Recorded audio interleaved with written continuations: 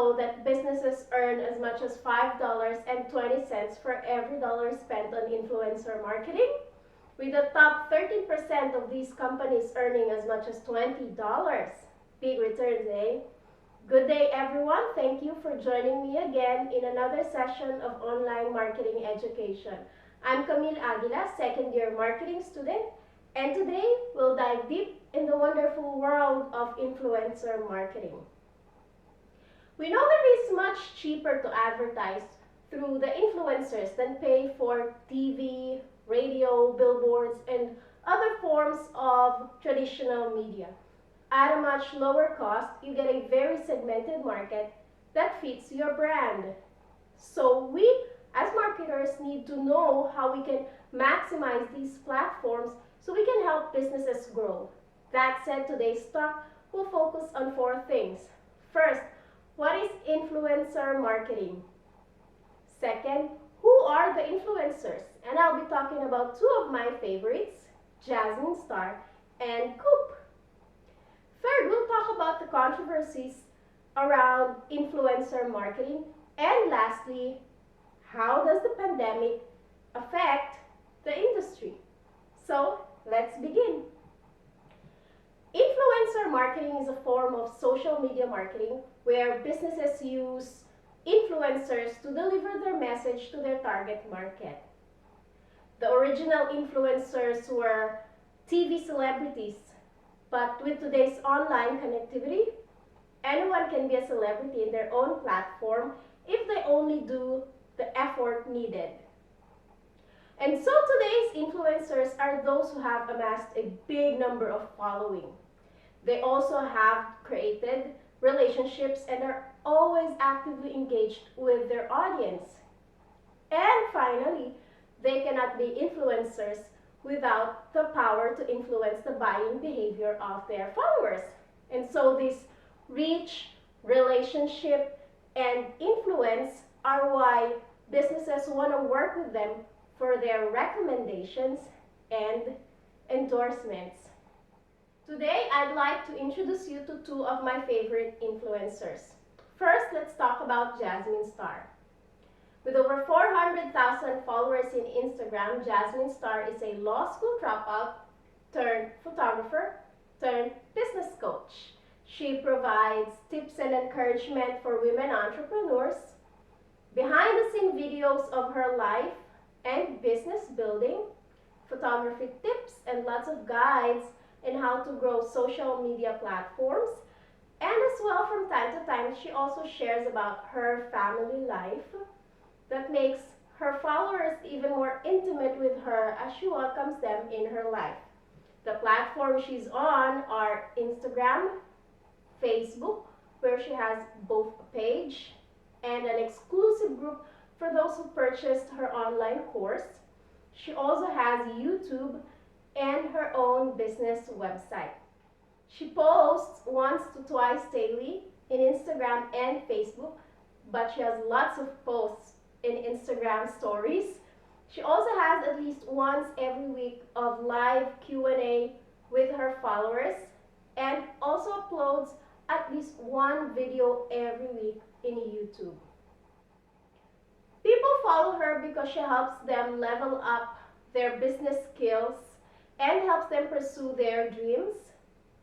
She also imparts her knowledge in social media marketing and creates a safe space for women entrepreneurs to grow together and be inspired.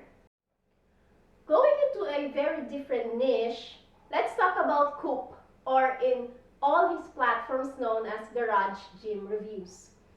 I followed Garage Gym Reviews 2 years back when I was starting to build my home gym. But with today's restrictions on gyms and fitness centers, his page has exploded in popularity. His contents are centered around gym equipment reviews, tips in building home gyms, brands and pricing comparisons, funny memes, and as well features of photos and videos from the community of garage gym owners. He is in Instagram, Facebook, where he has a Facebook page and a Facebook group. He also has his YouTube and a dedicated website. He posts at least twice daily in Instagram, but his Instagram stories are not as busy as Jasmine Star. He also doesn't post much in his Facebook page, but his Facebook group is a very busy one with lots of activities and posts from garage gym owners. He also has video uploads in YouTube at least once every week. It is evident that community building is a big part of his brand. He also provides tips in building home gyms and as well equipment options and brand and pricing comparisons. He also makes a rather dreary activity fun and entertaining with all the memes that he shares. And while I know this is a marketing class, why am I featuring a gym guy? I'd like to take you to the next part of this presentation, and that is the controversies on influencer marketing. With a lot of female-generated content, Instagram can sometimes be exhausting. That is one of the controversies surrounding influencer marketing.